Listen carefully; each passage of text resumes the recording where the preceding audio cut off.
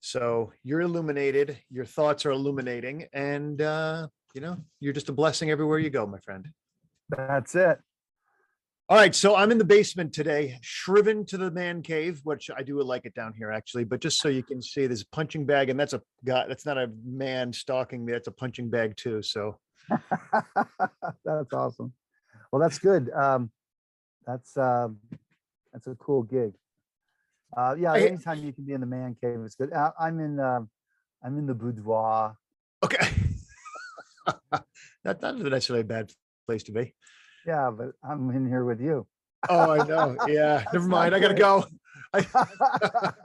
Yeah, that's good. It's all good. Yeah, so it's a good Monday. Man, that was a fast week. That's a That's fast good. week. Yeah. Yeah. Did you get a lot done? I have a lot of moving parts, my friend. I did actually get a lot done. I was gonna fuss about some stuff, but no, I got a lot done. In fact, I was just asked to do a talk for a gentleman who has been affiliated with Anarchapulco forever since the beginning. Oh, And cool. I'm gonna be doing a quick talk about anarchists, and are we part of the problem? And I'm asserting yes. Yes. I said, just in one of the main points I'm going to make is, just like when I was a more orthodox Christian, how many Christians have you ever met that are like, I am a wicked sinner, I am whale crap, I am a loser, I'm a wit, but then the hook is, this is the ego. The hook is like, what that really means is, I'm so aware of how wicked I am, I'm covered by that much extra grace, which means I'm good and I'm that much more insightful. Therefore, I'm really pretty sharp, and I'm more wicked and more blessed than you. And it's like, It's just a mess. it's a mess.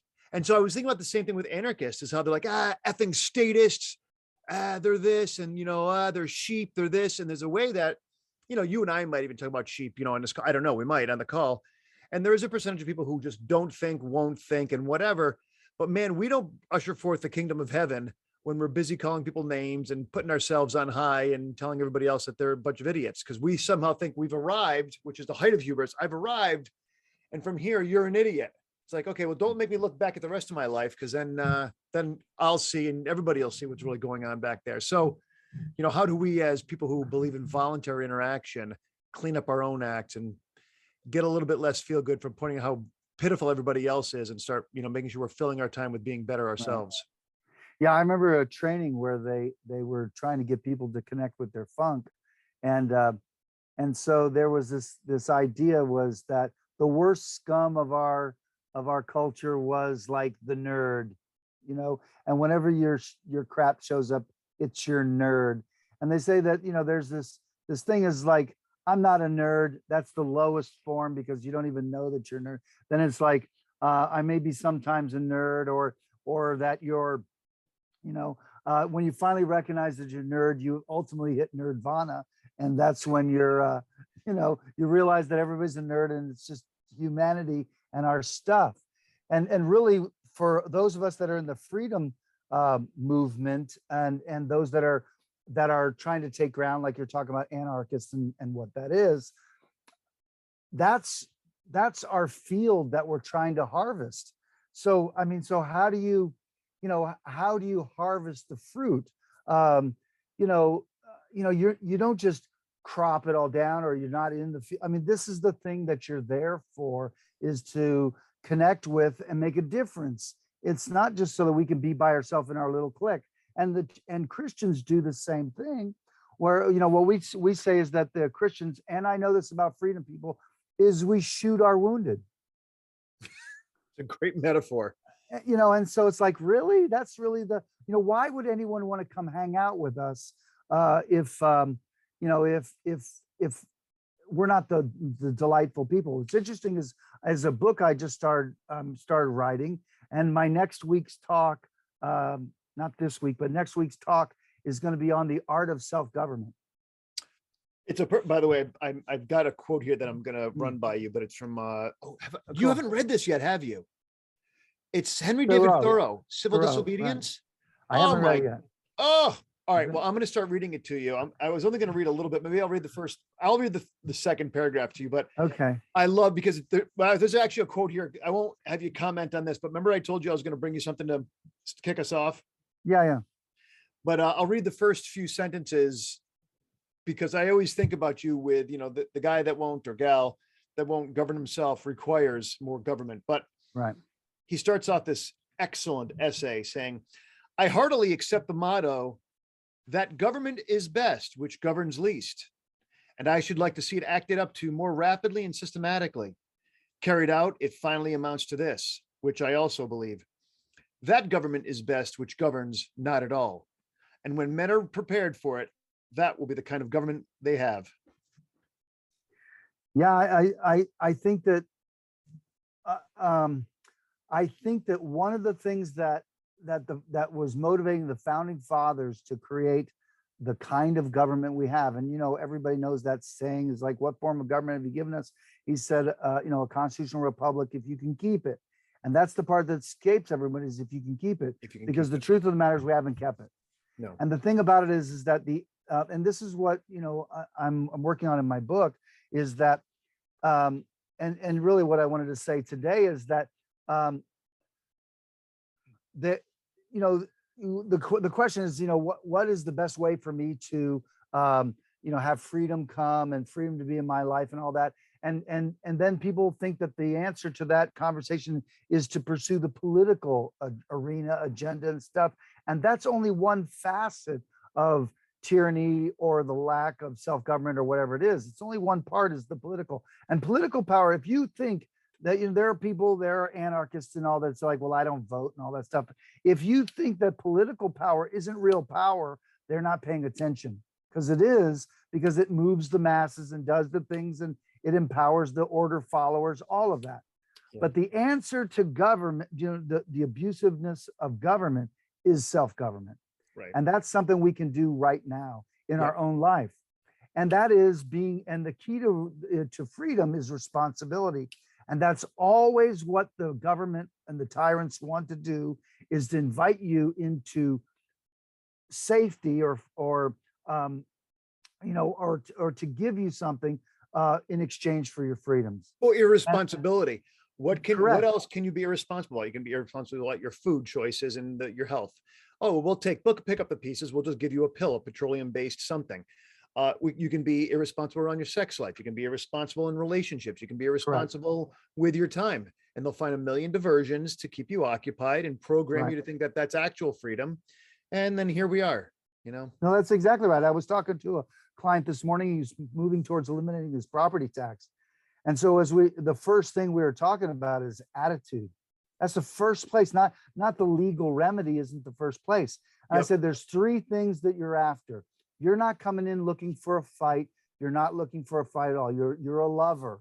You're coming in, and there's three things you're after. The first thing you're after is the truth.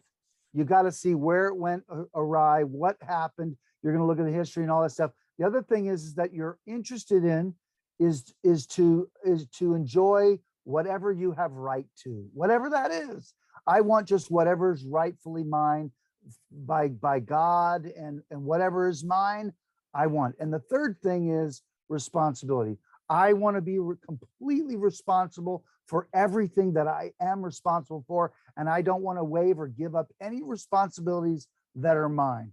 And so those are the three things that we start off with on that journey. And I think those are the three things you start in any area of freedom, is those things: the truth, what is rightfully yours, and responsibility. Right. The one of the, so we're glitching out a little bit here. Yeah, I noticed there was internet connections unstable. Is that you or me? Well, if it's on your side, it means it's yours. Mine might be right behind you here. So that's all good. I was just going to tell you too that I'll just pull up my speech I'm doing here is well, I talk about this all the time. I don't need to look it up, but I talk about who you are, right? Your quality of being, your qualities, you're disciplined, you're lazy, you're humorous, you're pathetic, you're who you are in any given moment. drives what you do. I mean, at first it creates it presents options for you. And then of course it'll, depending on who I am being in a particular time, I'll be more impelled to take this action or that action, which of course creates my results. And so, I didn't want to cycle it back through what we were talking about, to, as a community of people who love freedom, we've got to make sure that we're loving truth and making sure that we're keeping our side of the street clean. And with a degree, I get that we can get frustrated or pissed off about people who are doing things that are just enslaving us. And there is, of course, something as righteous anger and righteous indignation, of course. But and maybe this is depending on your audience. Maybe it's sprinkled in a particular message, but there has to be a degree of humility in the presenter, lest we run away thinking that we own the light and we're not blind instead, so. Right. That's a good word. And that's why the path that we go down is that I try to get people to give up this, I'm fighting and warring and all that stuff. Because the principle, whatever you resist persists. And so, so the idea is like, look, we're looking for lovely and to be lovely. I want people to, it's like, gosh, the guy's doing this thing here, but he doesn't smell, taste, touch like anybody I've ever seen. It's just really refreshing. That's the mindset. Now, look, there's always a time for you to look. All rights are secured by force, just like all taxation is collected under pain of death. But let's try to avoid that and see if we can come down a peaceful way, because the problem with government on the most basic level is the relationship I have with my neighbor. And that is, so you think it's an accident that God would say, love God with all your heart, soul, mind, and strength, and your neighbor as yourself. Right. The idea is that, being, good unto my neighbor, the golden rule is the solution to everything. Another thing that people have a belief is that they think that they have to end or stop the government, when the reality is that you can just step up with a better solution and let people choose in the marketplace of freedom, and then moves away. Like the crypto environment, the beauty of the crypto environment, it never looked for government to stop their thing. It just says, hey, here's a different way, and the market is playing out. And that's the same. Permission. It didn't seek permission, yeah. And that's what churches need to do with charity. It's not so much that the government has usurped the authority of the churches to function in the care for the poor, the weak, the hurting. It's that the church stopped meeting that need in a big way, and government says, if you're not going to be responsible, then we are. Now, we also know that governments know that if they can have everybody dependent upon them, then they look like they're the benefactor when they're actually the tyrant. And that's the dance they play. Well, right. And they also will say, oh, you can't hand out food unless it's been approved by one of our knuckleheads who, is just going to collect money for standing over your church little thing there and make sure that the food you're handing out is safe. And it's like, you're out of line. But this brings us back to what you were saying earlier, which is, and actually Thoreau has a great line talking about, you be the resistance in the machinery. Don't just cast your whole vote, not just a slip of paper. And if all you're doing, because he said just do the slip of paper is to do nothing at all. Because what you're saying is you're voting with your life, right? And the choices you're making, correct. And now you're a grain of sand, and now you by chance might wear down the machinery so that it isn't clanging and create a pearl. Yeah. Oh, absolutely. Or at least a machine that works without destroying everything in its path. Right. No, right, exactly. But you know what? It's empowering because it's something I can do. Yes. Yeah. And look at those. Look at the truckers and look at the truckers in Canada. They're doing something. And then did you see that? Like, there's now a lot of people showing up, and now a lot of the veterans are showing up to create a border around them. Yeah. Like, really, current active duty police and military, you're going to come take care of me. I'm wearing my beret, my medals. You're going to come knock me around. Right. And then these mothers are stepping up saying, you're threatening to take the children because they're being tortured. They're not being tortured. Now I want to bring a bunch of soccer moms in minivans. It's like, holy crap. We're going to bring the children. It's like, it's like everybody. You're right. Exactly. God bless them. But that's how you do. You become well, it's cliche, but you become the resistance rather than whining and talking about how somebody ought to do something. And God bless Canada, because I thought in the whole COVID crap, I I mean, you wouldn't think that it was communist Canada, and yet look, they voted for this tyrant, and he's a dickhead. And so, I mean, so I hope they learned that he's a globalist, and he's obviously bought by big pharma. Right. And so it's like, holy crap. So thank God the Canadians, the peaceful people that they are, because that's kind of their brand is like Canada. Nice. They're always, just a sweet people. And now they're having to take a stand. And one of the problems is that they're unarmed. Yeah. And they're going to have to bring that back, because you're going to see that unarmed people are easily controlled. Yep. But these Canadians are armed with their trucks. Yeah. It's going to be a lot of chaos for them to get out of the way. And, it's interesting because I'm sure, have you seen that? It's like a 3-minute long video where they're playing, like, don't worry, be happy. And they're playing all these like nice songs over, dubbed over these Canadians, like dancing and singing and playing together. And dubbed over that is Trudeau talking about how everybody is racist, how there's all these Nazi flags, and how they're bad. Hurting the homeless. Meanwhile, they show a video of the woman actually helping the homeless. They're doing all these things. They show the opposite happening, and it's all like what's going on right now. And they're portraying these guys as if they are racist, as if you're they not are suggesting that politicians and elected people lie. Well, it's that, and it's the media that, of course, is complicit, but it's the official mouthpiece for the narrative. But it's shocking, and I've thought about this before. I'm a nice guy. I don't have skeletons, in my. We all do, but like nothing hairy, nothing too crazy. But I very hairy skeletons. They said. Well, this kind of makes my point. I was going to say, as soon as I do anything, they're like the alt-right, guy. They're calling these truckers alt-right. It's like, it's like, how embarrassing. The alt-right should stand up and say, these truckers don't represent us. The truth is that the left is bankrupt, and it's grappling for anything. It's like, holy crap. It's like, hey, these are people, this is the middle class.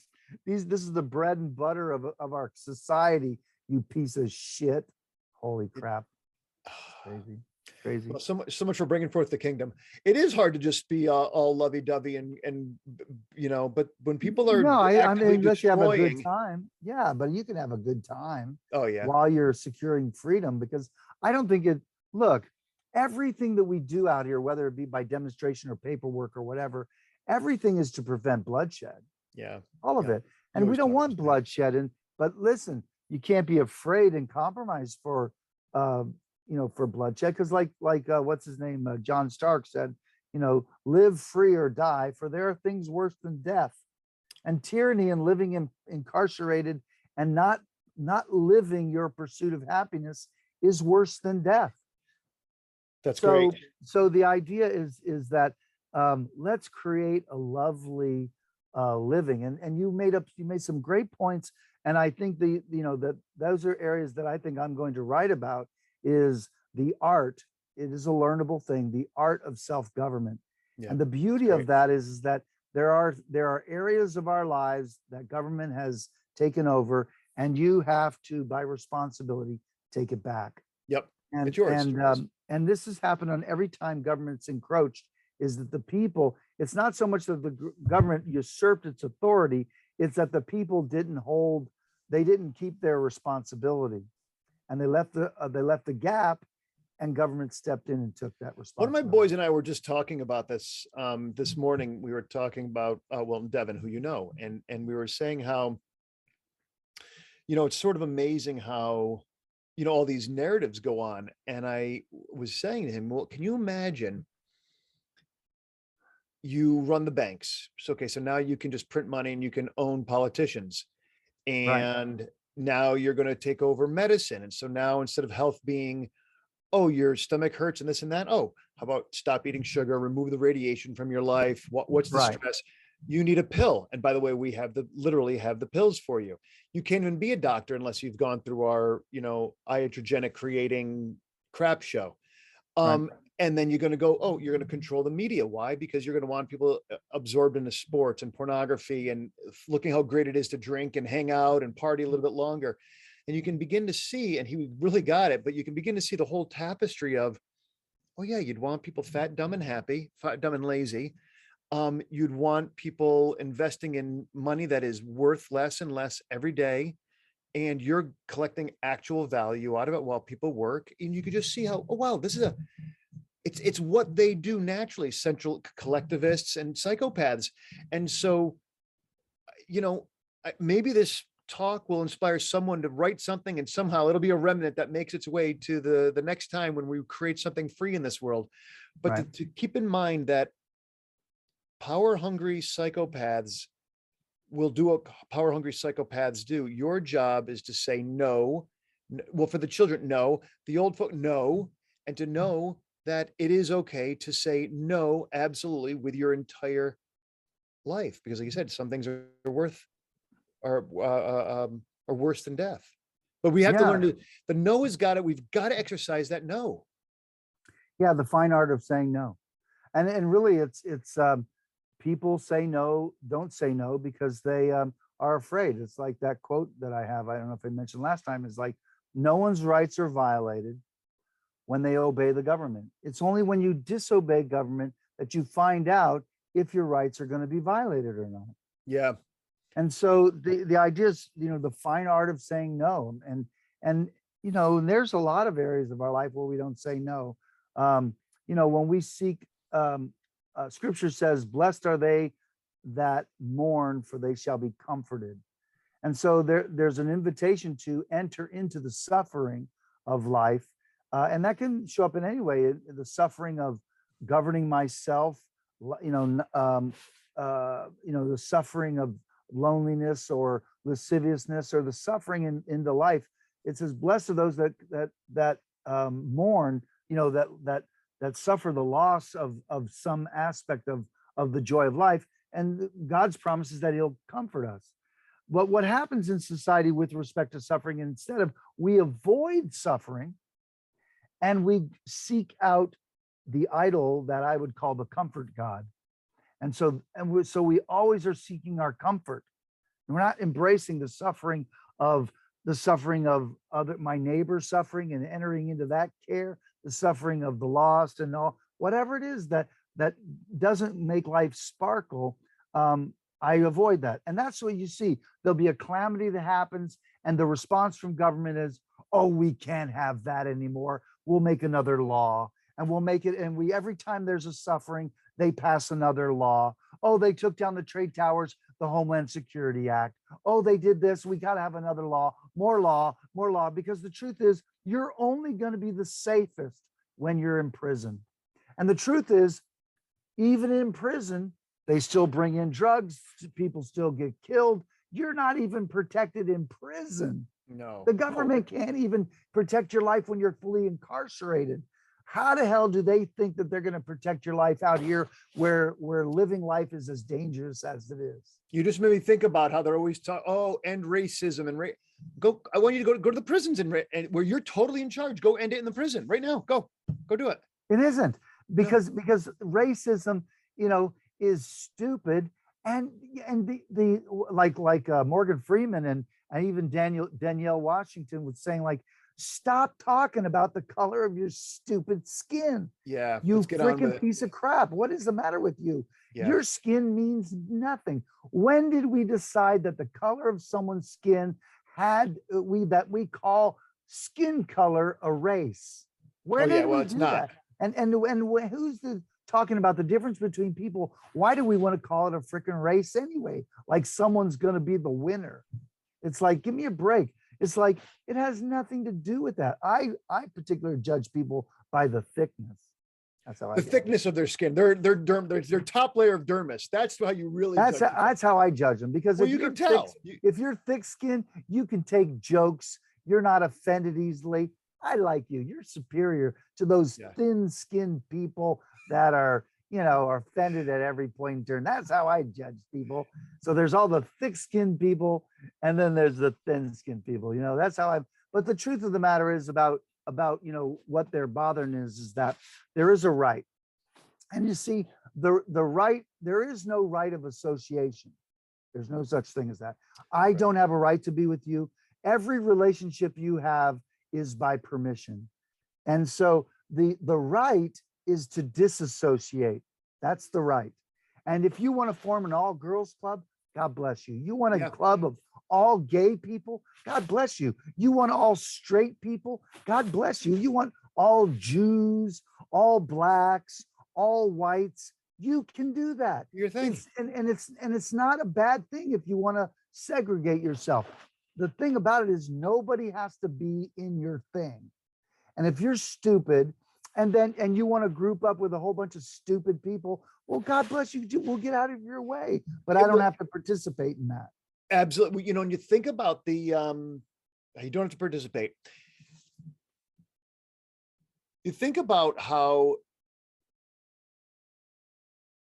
can you imagine going to an all, remember, well, it was actually here in upstate New York, where there was a Christian family who has a little, like their own, like kind of private chapel where they do weddings, and then they, you can go out on their farm and, do the whole, and it was around the same time as the poor guy in Colorado with the cakes. And you're like, we're like, oh, you can go across the street. No, I want it from you, and you will do this. And the same thing happened up here. These people were fined $11,000, little family farm, $11,000. And it was like a 30-second long call. And she said, no, we don't do homosexual weddings, but you're more than welcome, not in the building, but we'll do it for you outside. We just don't do it inside the building because it's God's, blah, blah, blah. Right. And they sued. And what strikes me is, can you imagine going to the Democrat National Committee and saying, we need to be more like, as if there's any difference, right? You and I know there's no distinction between Democrats and Republicans, basically. One's in a little more of a hurry. But can you imagine saying, like, we need to introduce these Republican, what's wrong with you? Why are we not introducing Republican principles here? Are you homophobic? Are you xenophobic? Are you racist? Are you what?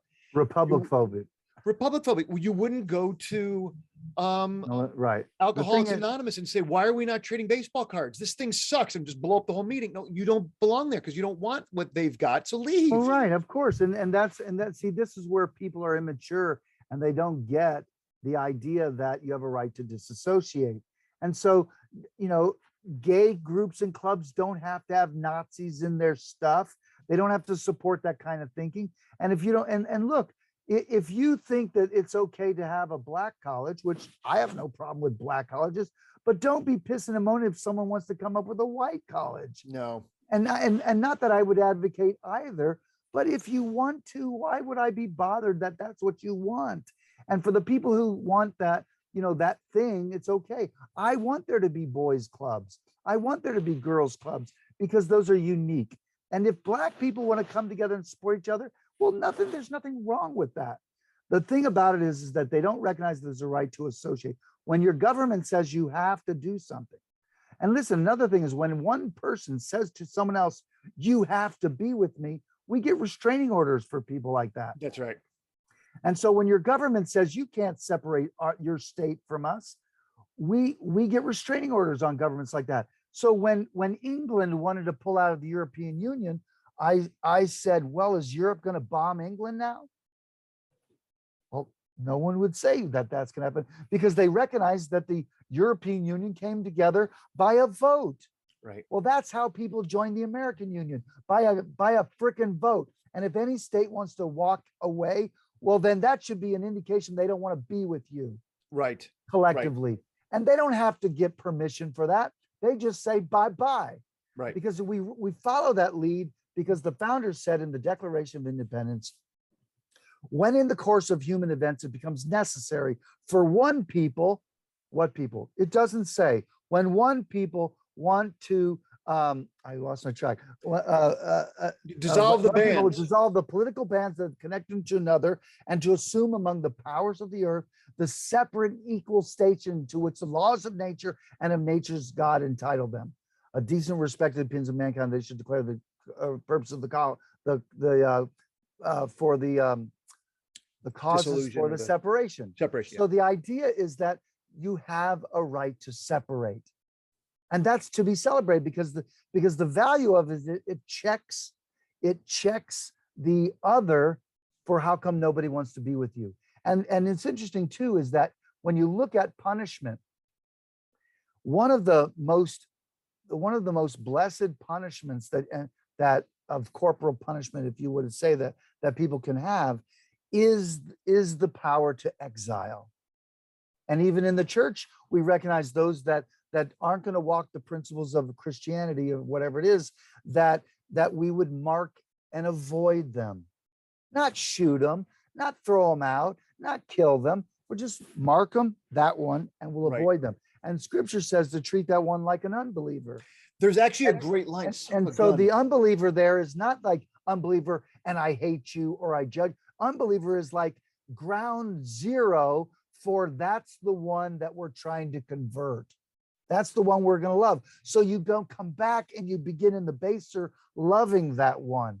And so anybody can just say to anybody, you know what? You're funky. I don't want to be with you. And listen, that's the marketplace. If a business is going to be funky and require you to jump through 10 hoops, you say, nah, not going to do that. And when they have nobody there, all of a sudden, peacefully, they have to examine, geez, no one wants to be my friend. You know, the old adage, if one person calls you an ass, you say, that's just your opinion. If two people call you an ass, you might sit up and go, I wonder. If three people call you an ass, you might go out and buy a saddle. No, the idea is that the feedback is coming and saying like, look, I got to pull my head out of my butt because look, people aren't getting my love. They don't want to be with me. And that is nonviolent. Amen. And absolutely. And then in a world where nonviolence, right, the right to self-defense, but also non-aggression rules, then what's left is no one wants to associate with you voluntarily. Nobody wants to. So now I'm stuck with me going, there might be something wrong with me. I guess I had better change. And now I have to get better to be in society. Well, it is exactly right. And this is where we talk about the art of self-government, because if you're not bettering yourself, if you've pushed away from all the relationships that are giving you feedback, you're cutting yourself off from the divine. Yeah. And your life is in danger, because the thing about being exiled was you were by yourself and you were very vulnerable. Yeah. And here's the thing too, because so these people that are interested in like the seascape, if you think you're going to have a peaceful society out in the middle of the ocean, the seasteading. Yeah. You know, unless you're armed to the teeth, there are evil people that will come along and you're out in the middle of the ocean. You're extremely vulnerable. And so some of the people that are going to say like, well, listen, I want to have the world. I'm a citizen of the world. It's like, there's no such thing as that. Why is that? Well, because if something happens to you, who is it that's going to be doing harm to you? Someone in the world. And are you going to seek protection from someone in the world? It's not going to happen. No, if you separate yourself from everyone, which is really what those people that want to be the world citizen, I said, listen, every border, you know what it represents?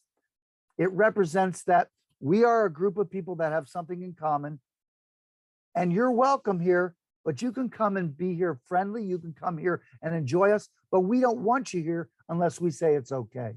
Right. The stranger can't set up camp in your front yard without getting your agreement. It's like, and so it's like, well, we don't want borders. Hell, we don't. My God has created my skin as a border. It keeps me alive.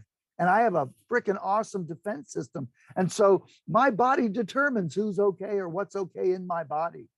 You know, the border conversation is always an interesting one to me. And it's sort of like I'm an anarchist or a voluntarist at heart.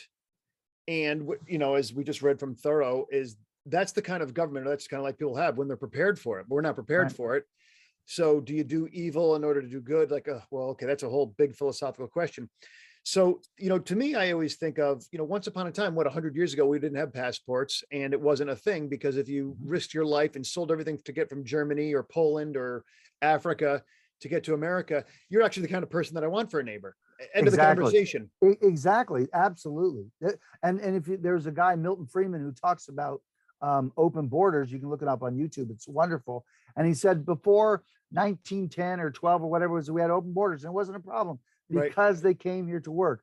And when someone has the immigration problems in their own head, these are people who never travel. And they're like, and I was like, well, so let me ask you, when has an immigrant ever harmed you? Now that, listen, just because someone comes here and they are going to violate somebody, no one wants that. And No. their being here isn't the part that's bothering them. Harming someone, that's bothering them. Okay. Right. And so the idea is that, so you're saying like, well, no immigrant. Well, they're taking our jobs. Has anyone ever taken your job? And who can take your job? Someone better than you, someone cheaper than you. And hey, that might be great. A business will flourish when they have agreement with people who don't want to need that much money to work. That's good Yeah. for the economy. But Absolutely. every bad thing on our southern border is bad because the federal government's involved with it, without exception. Well, let's say it out too, is it's, if, and I know like, it's actually sort of frightening to think people are being bussed in and flown in from all over. So, Little Hill, Sure. New Hampshire could get overrun with 1,000. I mean, that probably triples your population. 1,000 people from Ecuador and Venezuela or wherever. And it's all of a sudden it's like, oh, well, don't you want more of these services and more of those services and more of this stuff? Free, Well, free, no, free. no, it doesn't. It's not the way it would show up. You, what do you mean? It's not the Listen, way they if show a up? busload of people showed up at the store in Hill, that's wonderful. They're all going to get out and shop in the No, store. but the idea would be is like, oh, the federal government builds an apartment complex of 100 units in Hill, and now you've got, a majority of people who came here for something for nothing. No, because I know that happens, but no, that apartment complex would have to, those would be all people going to school. Our school's already $2 million. I'm afraid the town would say, no, we're not bringing in an apartment building of kids that are going to be in our school because we can't afford it. And so no apartment building would be built in today's climate of our town. And this happens in every community. If your town is a whore after federal dollars and you're building Section 8 housing, you can bet you're going to have a burden on your town. Good luck with that. Whenever government's handing out money, they're not giving you anything. They're buying you A short term. with your own money. And Yeah. so that's what people don't get. Again, it's going to come back is that, oh, we want the money. That's the safety. And you're going to give up freedom. Yep. All Well, and the it's a time. short term, right? It's the short term safety, the short term quick hit. Here's a $3 million grant, right? But now you've got a Walmart in your store for the next 40 years. Goodbye, small businesses and all the stuff that's there. Yeah. So, do we want that? And that's why self-government, or even that town, for that town to govern itself with its small saying, no, it's not the kind of town we want. Every town, our town, has a master plan. And the people are surveyed. What kind of town do you picture it to be? And that's what they collective will govern itself to maintain that vision of the kind of thing it is. Now, if a town says, hey, we want a hopping downtown where people are socializing and it's all happening, that's a plan. And that's going to have certain criteria that's going to fit that thing. And it should benefit the people. I'll give you an example. In New Hampshire, the town of Newington was a small town between Portsmouth and Dover. It's right on the Piscataqua River.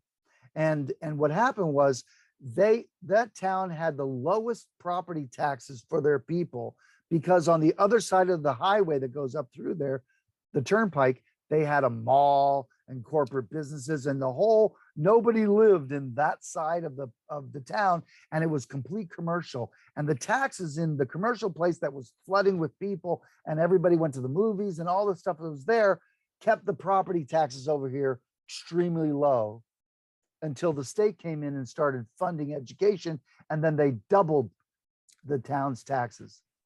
Yeah. That's government solution to their governing themselves. And they wanted to secede from the state as a town. It was an amazing thing. But you see, that's again, Newington knew how to run their town. And so they had business in the business area and they were flourishing, and it was hopping. The malls were there, everything, restaurants and shops. Wow. Beautiful. That's great. And they were on the river and on the Great Bay, all these beautiful homes, and it was beautiful. That's how you run a town. And you know what? And government destroys that shit. In my my hometown where I was from in New York, I still am from there.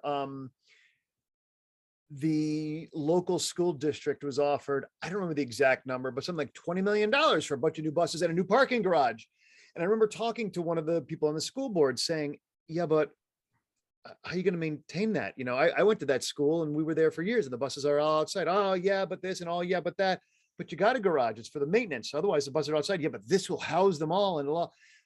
How much are you going to have to raise taxes in 2 years, 5 years, 7 years to pay for this metropolis? And it was, you know, I was poo-pooed as just like, I'm missing, yeah, but you were going to miss this big grant. Yeah. Like, right. That's not a gift then.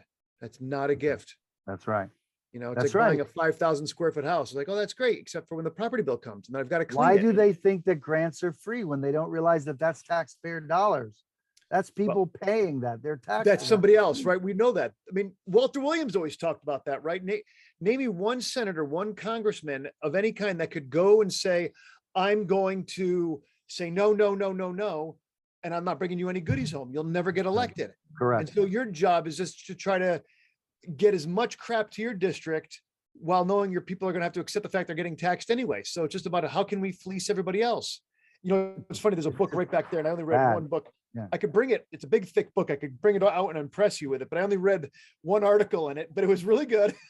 And it was the first thing that got me going down the road of libertarianism. Yeah. And what the hell is the guy's name? David Bose, the Libertarian Reader.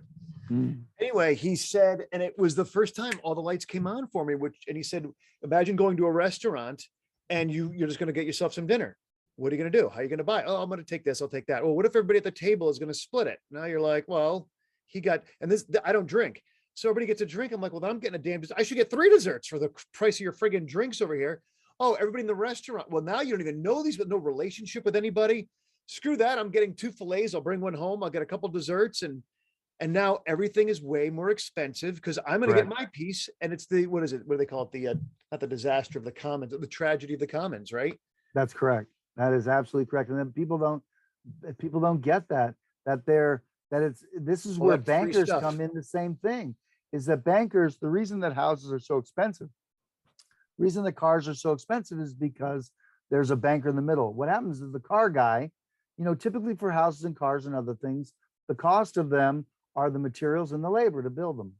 Okay. That's typically the cost. And then of course you might mark up some for some kind of profit margin. Okay. Yeah, you got the dealership and you got to maintain the building that you're building them in. I got it. We got that. All that, right. And so what happens is the bankers go along to an industry like the auto industry and says, hey, we have a plan of how you can make more money. How's that? Raise the price of your cars. Oh no, we won't be able to compete in the market. Oh yes, you were, because you're gonna charge more for your cars, and so you're gonna get 3 times what your car's worth. But what's going to happen is he's going to say no one can afford it. Oh yes, they can, because we're going to lend the money to your customers and we're going to easily lend it to them. And we're going to make money on every one of these deals. So you're going to make triple, we're going to make money, and these people are going to finance it because what they're up against is the pain of saving versus I can have it new and now, right now. So that what the Bible calls young lust is what the bankers exploit, and that's how they get into every single financial transaction. I love that. I love that. I got to lock that in. Young lust, meaning young in terms of my desire to have this thing right now. It's a short-term lust. New and now. Yeah. They call it young lust. The scripture refers to it as young lust. So you can read that in the context of what that is. And so that's what those bankers exploit, is young lust. And so this is why, let me ask you a question out there. Any young lust going on with respect to college these days? Now, let me ask you, in all of that college debt, have all the colleges been paid? If bankers are funding it, is college more expensive than it's ever been? Absolutely. Yep. And now no one can pay those. And so all of those debts are the banks going to take it on the chin because they're bad debts? No. Who's going to pay all those debts? The government. Yeah. Well, so the bankers, this is how the bankers legally steal from the people. And so all that debt, the massive trillions of dollars in debt, it's those children that will be taxed for that in the future for their own young lust. If they stopped borrowing, the price of college would drop like a rock because nobody could pay for it. Well, we watched this in our own lifetime. In the last 15 years, college has skyrocketed because the federal government has gotten involved in lending. And once the federal government guarantees it, well, everybody thinks like that's the key to a great life. Mhm. And off you go, and you get 4 more years because they couldn't get the job done in 12. So you need 4 more. You Right. extend your childhood 4 more years. And, of course, I'm being a little bit rough, but, there are certainly professions which you need an additional, time period to learn the profession properly. But one of the things that is just, shocking to the first time you hear it is that you cannot default on a school loan, right? I can go bankrupt, but I still will owe the government that $42,000 for my college. You cannot roll that in. And that's an eye-opening moment. The government does not recognize, you went belly up. Well, you still owe us 42. I'm sorry, we discharge that kind of debt all the time. I'm sure there's ways you can do that too. Put that in a credit card first and then. Well, that's one way, but it is still credit. Yeah. It's not, there's no true lending there. There's no asset that's being lent. It's all credit. So have you been able to do that with college loans too? Oh, yeah. As long as they're not federal citizens where, because some of those, if they're a federal citizen, then the government will move toward just garnishing wages. And so if you're employed, it's easy for them to just garnish wages. Right. If the federal government's move against you, they may just move towards garnishing from your bank account or whatever it is. So that's typically what happens when government's involved. But if you don't have those vulnerabilities, then of course there's no recourse that they can do. And you can put that bank in default before the government's involved with it. That's all based on the Fair Debt Collection Practices Act. So it's all part of when you're dealing with banking and lending, the government's provision is that, especially with unsecured debt, is that the government allows you to step out and not participate in these things. And one of those provisions is bankruptcy. You too can screw your neighbor. And the other one is discharging debt if they change the nature of the debt. So there's no real lending. It's just an extension of credit. And that's how you would handle that. So I have read on multiple occasions that, so I know, the state citizen thing is just as obviously a game changer, but that I'm Joe Schmo and out in the world, you can go bankrupt, but that federal loan from Sally Mae or whoever, that's not not disappearing with the rest of it. Bankruptcy is not as friendly as it used to be. And you're not going to deal bankruptcy with respect to IRS, government debt, as well as like you're saying, government-backed loans and stuff like that. Because you can screw everybody, but governments aren't in the business. They're not into playing that game. No. And so that's just the nature of it. So let me we'll wind up our little deal here. Let's see if Mr. Thoreau has any. I was going to read my quote. Can I read my quote? Well, I didn't get to read my quote. I got to read a different quote. Oh, I thought you were reading Thoreau. Okay. All right, I'm going to read you. I'm going to read you something else, and we'll do a bottom line comment on it, and then we'll call it a show. How's that? But you got somewhere to go. What? You got somewhere to go? I do. I've got to write this speech. I got to get this speech. You're not supposed to schedule something till the next hour. You're supposed to. It is the next hour. We just had technical difficulties. Oh, I know. We didn't get into it. So we're probably just approaching our hour, and that's all good. All right, you ready? This one's going to be no burden. Okay, yeah, go ahead and read your quote. No burden. All right, this is the third paragraph in, so we're early on in this idea. Your homework is to read this essay, my friend. Oh, you could go on YouTube and actually listen to somebody. Just email it to me. All right, I will. I'm going to make you. I'll pick up the book. Yeah, or you know what? There's actually a guy who I really like on LibriVox, LIBRI, LibriVox.org. And his name is Bob Neufeld. I'll send you the link, but he's a voiceover guy, and his voice is so great. It's grandfatherly, but he does a lot of Emerson stuff, and he does civil disobedience, and you'll love it. But this whole thing, you're gonna, I don't know, you owe me lunch or something. I don't know. You're gonna owe me something after this. You're gonna feel so indebted to me. It won't be able to be easily discharged. I thought you were going to mail me the book and then I would take you to lunch. No, I'm not mailing you nothing. All right, hold on. I'm going to read this to you. I still have to get through your book. I'm still in the middle of your book. And I have to sit down and be more deliberate. You're delinquent in so many ways. No, deliberate. I didn't say delinquent. Oh, okay. I wasn't sure. All right.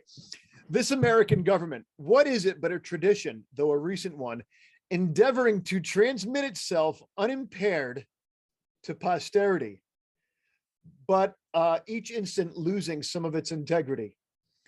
It has not the vitality and force of a single living man, for a single man can bend it to its will. Hmm. Isn't that great? What do you think? That's good. That's cool. That's good. Yeah, I got a quote from that'll go right along with that. What's the chance that our quotes would be very similar? Oh, we're so synced Yeah, up here, buddy. I know, it's good. Here's Jefferson. He says, and to preserve their independence, we must not let our rulers load us with perpetual debt. We must make our election between economy and liberty or profession and servitude. If we run into such debts as we must be taxed in our meat and our drink, in our necessities and our comforts, in our labors and our amusements, for our callings and our creeds, as the people of England are, our people like them must come to labor 16 hours in the 24 to give the earnings of 15 of these to the government for their debts and daily expenses. And the 16th, being insufficient to afford us bread, we must live as they do now on oatmeal and potatoes and have no time to think, no means of calling the mismanagers to account, but be glad to obtain substance by hiring ourselves out by hiring ourselves to rivet their chains on the necks of our fellow sufferers. And this is the tendency of all human governments. A departure from principle becomes precedent for a second, and that second for a third, and so on, until the bulk of society is reduced to mere automations of misery, to have no sensibilities left but for sinning and suffering. And the forehorse of this frightful team is public debt. Taxation follows that, and in its train, wretchedness and oppression. To compel a man to subsidize with his taxes the propagation of ideas which he disbelieves and abhors is sinful and tyrannical. Thomas Jefferson. Okay. All right. So is that a kicker or what? Okay. Here's my proposal for next week. How about this? Okay. Send me that. I'll send you the link to the to the voiceover, as well as the And written we'll discuss version. these. Okay. Yeah, I propose next week we send me that quote, and next week let's take it apart and just break it down. We'll start that way. Then we'll get into it. Yeah. That's Oh cool. my gosh. You know what is striking about that? I'll just kind of have my last little words here is he's described, I mean, these guys knew he's literally describing our situation. Exactly. I mean, to a T. 260 years ago or 200. They warned us and we didn't pay attention. Thanks, world's greatest generation. Yeah, you're not into the world's greatest generation. I'm also go to their parents and grandparents that, saddled on us, universal education. I mean, there it goes. Oh man, you can just track how it fell down, but it always comes back to personal responsibility. You trusted your government. That was a breakdown. That's it. You trusted your government. You thought that the greatest thing in America was its freaking government. The greatness of America is not the Constitution. Sad to say, right. The greatest thing of America is God's blessing on America and your freedom. And government wants to encroach on that all the time. And that's where you drop the ball. You trusted them in your future security. You trusted them in your health. You trusted them in your money. You trusted them. You screwed up. And now the children of the future have to straighten it out. And you know what? The blood of the tree of liberty is going to have to be watered with the blood of tyrants and patriots. And you know what? The blood of the children of the future is going to be on our necks if we don't say no and practice the fine art of no. And if people don't stand by people like these truckers where they say no, then the children of the future are going to require your bloodshed in order for their freedom to be secured, because it doesn't come by any other way but by staking a claim and saying, not on my watch. No. And if you can't get to Canada, you can't be an active patriot in that sense, then be a benefactor. Send them money, send them some means by which they can continue to stand for them. And do that us. Here. Do that here.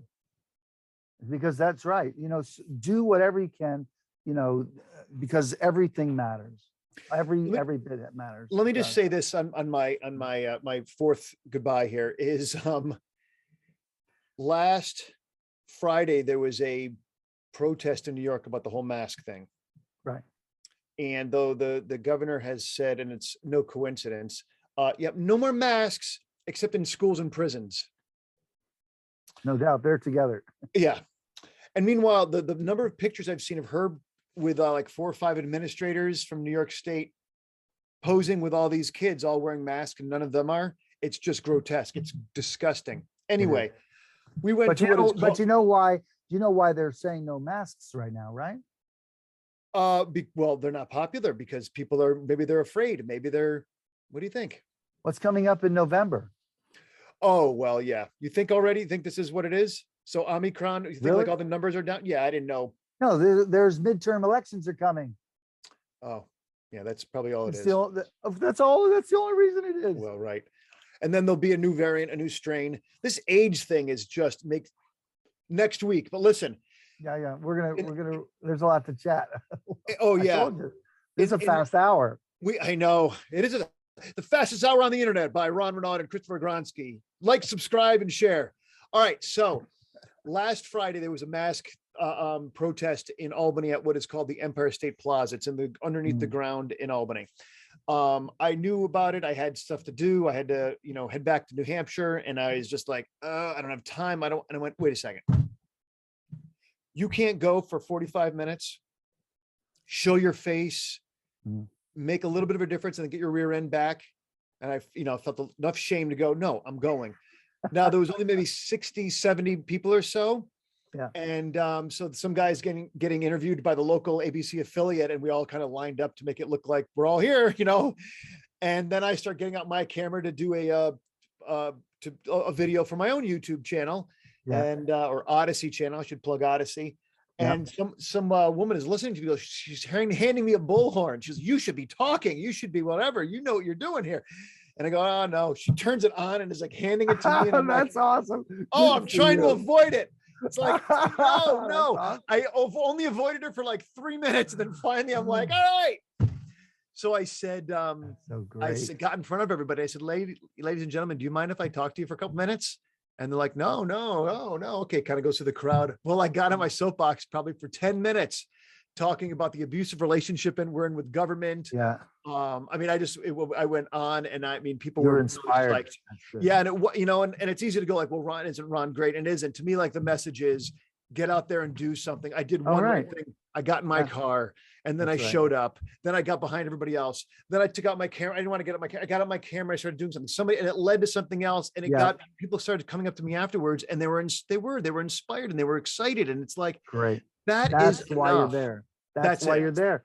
And see, that has all the handprints of the divine, because you were inspired to ultimately go, and it produced some great results. And despite how uncomfortable I was, and I didn't want, and again, I want to keep shining it away from me. This isn't about how great I am as much as it's, you just do what I did to the best of my ability in that case. And since plenty of times I did the best thing I knew how to do in a moment, and I overcame my fear again and again. And not even overcame it. I did it in spite of it. Right. And I walked away. I floated away. I floated over to my truck. That's so cool. Now that was worth it. That's awesome. That played out that way. What a beautiful story. That's exactly what it's about. That's cool. I wish I was there. It would have been good. Oh, I know. I wish I had a recording. I went unconscious. My wife said, hey, maybe somebody did. Maybe it'll show up on you could probably type in YouTube for that event and see what shows up. Oh, it was a little guy. No, it wasn't. And people started recording things after I got up. They were so shell shocked by what I was saying that they didn't. Oh, that's great. No, we'll but see. We'll see. I'll let you know. But it's good talking to you, buddy. Yeah, likewise. It's good to see you too. And we'll see you later on. And I'm looking forward to it. We'll get into our quotes next time. We'll have a good time. Fantastic. All right. Be good, buddy. All right. Take care.